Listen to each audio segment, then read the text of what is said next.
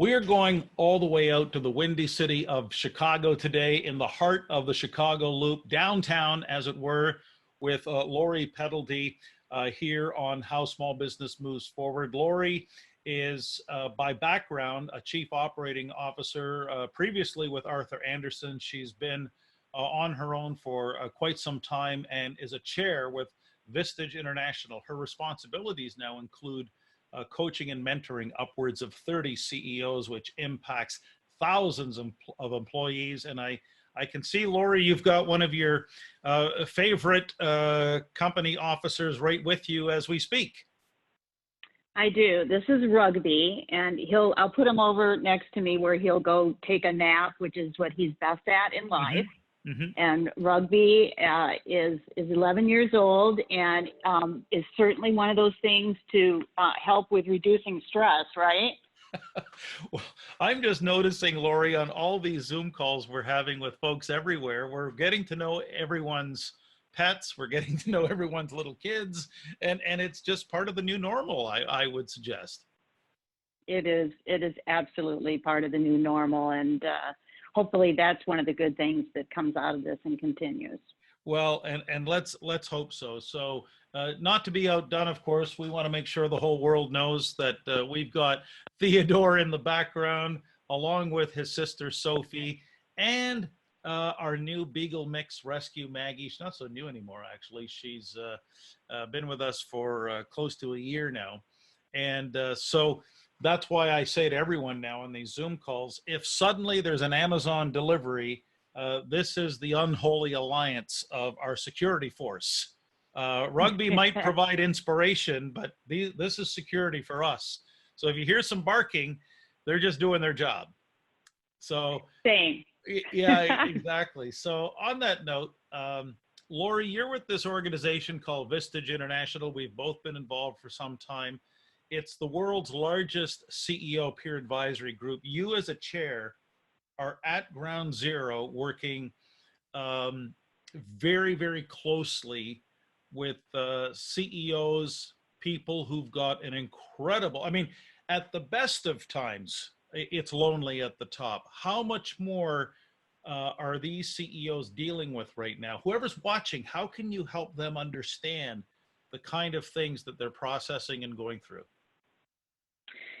Yes, and I must say, and you, I know, are as big a believer in the support that these CEOs got from something like Vistage, and this is a time when it's critical that we reach out to support systems, either those that may have existed prior to this experience that we're all going through, or that you put together at this time. Whether it's joining a group like Vistage or it's forming your own support group, all of us need support, and so when I was thinking about the groups that I work with, one of my support systems are the fellow chairs. Chicago is the largest market, for instance, for Vistage. We have over 25 chairs, and we meet in Zoom meetings weekly to strategize how we best can serve the community here in Chicago during this time, and with the change that has happened in our business model. What you and I have practiced as we look forward to next week when you talk with one of our groups as award-winning speaker for Vistage. So a lot of changes. A lot of changes, exactly. In the normal world, we would have been in Chicago next week, live and in person. As it turns out, like everyone, we're doing a hard pivot. Everything is shifting now into the Zoom world. But let's talk about some of the good things that are happening. I've been saying for a while, there's so much news in the traditional media, and please, I'm not throwing rocks at them. I understand the mandate of the traditional media. They've got to update us on the health situation, all of the research and the science around, COVID-19 and all the experts and all the government people and all.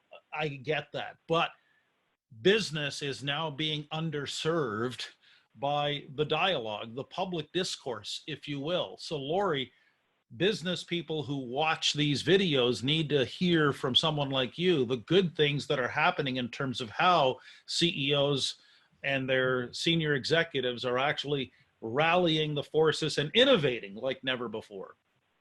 What's going on in your world? Well, and that's a key word, is the innovation. But I would share with you one of the reasons that I love working with the sector, specifically of small and mid-sized businesses. You know, they're the heart, they're the absolute heart in more ways than one of the business community.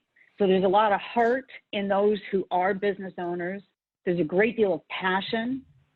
They're much more similar to, in many cases, that mission that you get with a not-for-profit organization that many of us have, that we support, because they're so mission-driven and they're so committed to it. And I have long looked at CEOs, those business owners and leaders, as, you know, the everyday heroes in our lives, because they put everything on the line. Everything is on the line. And if I look, I work with 35 business owners through Vistage work that I do, and they vary from small businesses to less than 10, 15 employees, to those with 1,000 employees, to businesses that are under $10 million in gross revenue, to upwards and above $500 million in revenue, to $1 billion. So the full gamut. And the ages of business owners, everything from their 30s. I don't have any 20s. I need to find those 20-year-olds. But from the 30-year-olds to 70-year-olds, and every decade in between, men and women. And some are first-time business owners. Some are in startup. Some are second, third, even fourth generation family-owned and operated. So you talk about passion and mission and commitment. And to me, these are one of the sets of heroes in this time.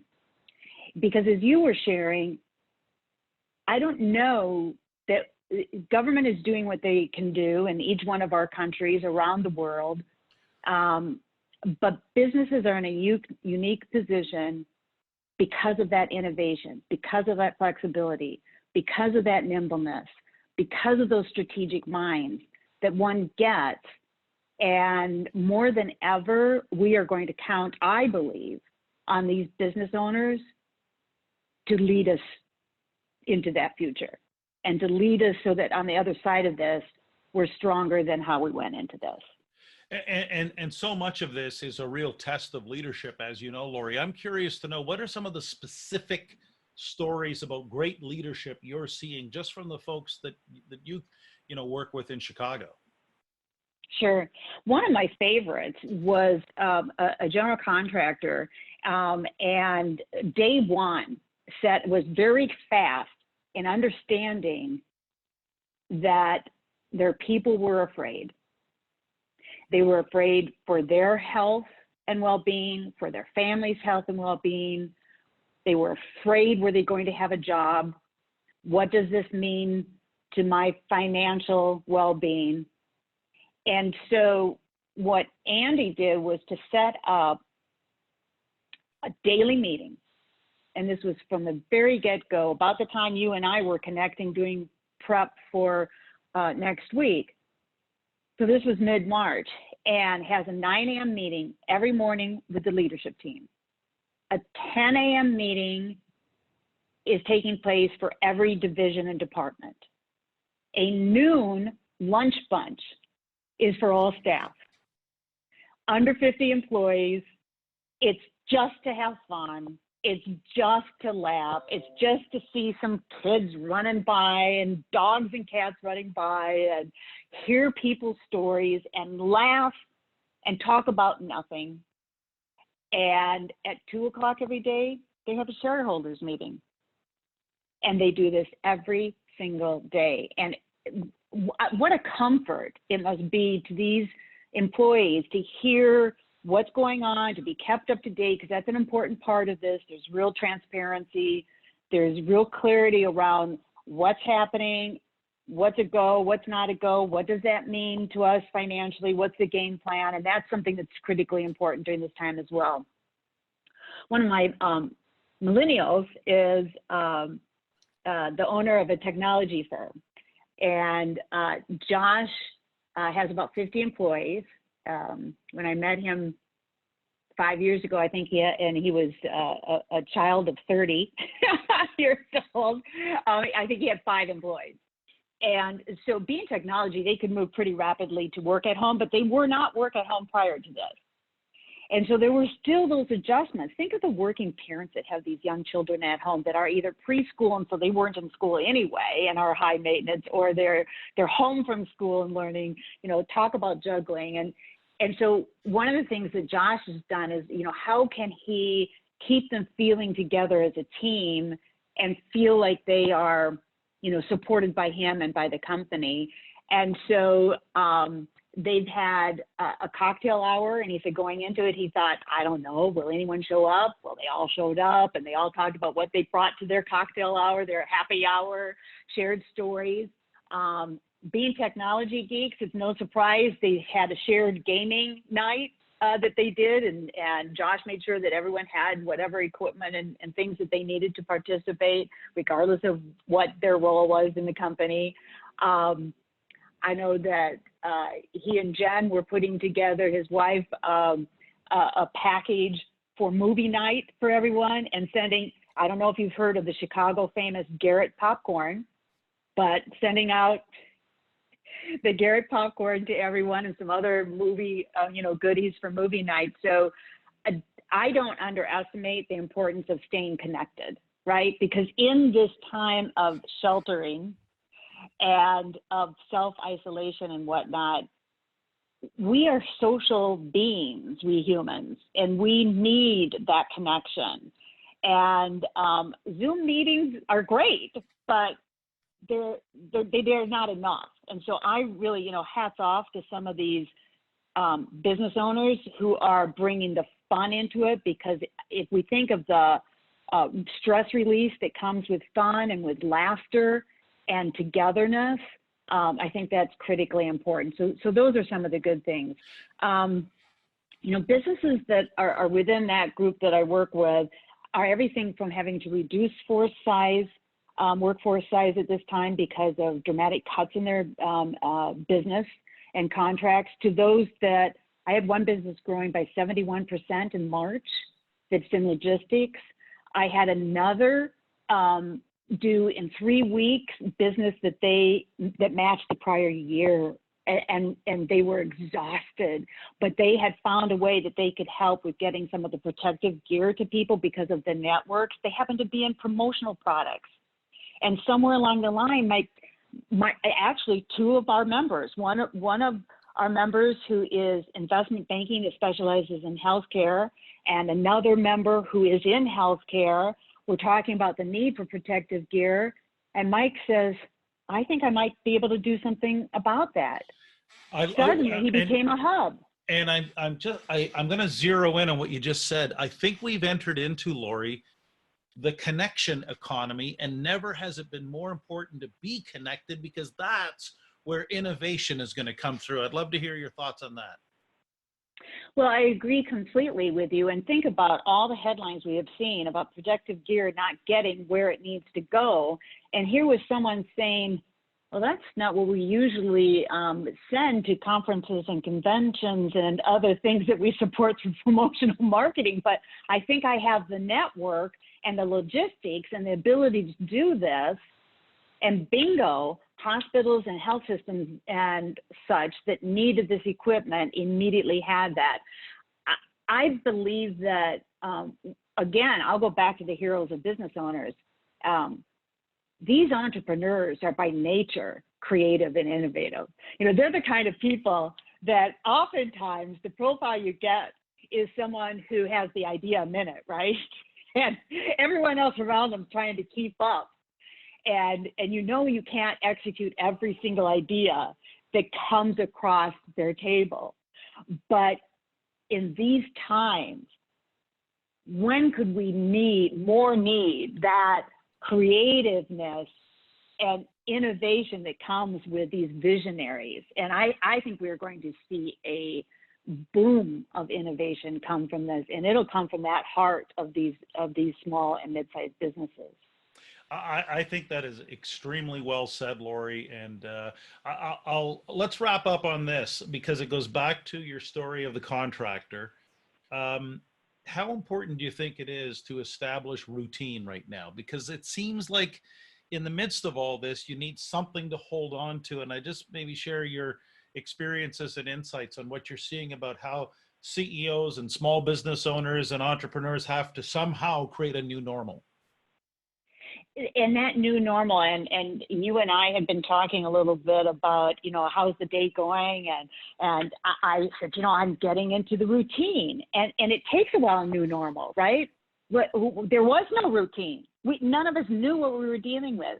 And we do need to rely upon those who can bring to us some structure. And what better position than business leaders at all levels throughout businesses can do, but to bring some routine and to bring something that some shy away from in the workforce, including business leaders, accountability. But if we have accountability, that gives someone a deadline, that gives someone a very specific outcome that they have been assigned. And we can't do anything more to help people than to give that kind of structure in a life that otherwise they're wondering, what am I supposed to do? How do I do it? What's most important? So bringing that kind of structure, communicating with that kind of clarity, and certainly working on those things for those roles or those businesses that can't be doing business as usual.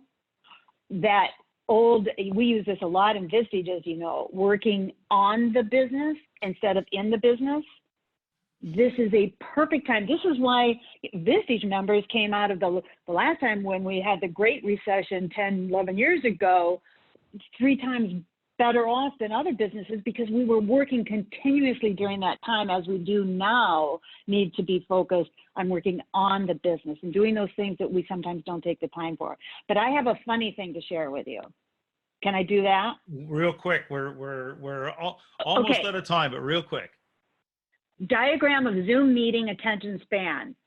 1, relief at seeing other human beings, 23%. 2, checking out coworkers' houses, 10%. 3, oh my God, why didn't I take a shower, 25%. 4, has my neck always looked like that, 13%. 5, maybe if I move the camera up higher, 10%. 6, removal of cat from keyboard, 7%. And 8, removal of kids from bedroom, 10%, with the final actual meeting content, 2%. And I leave you on that. And that was from a fellow chair. Lori, this has been delightful. Listen, I can't wait to do our virtual session next week with your members in Chicago. And I think if there's one thing that really comes through with what Lori Pelelty just shared, is that now more than ever is the time to be working on the business, to put new normals together. And that way, small business and any size business can really move forward, and we can all lead together in these unpredictable times.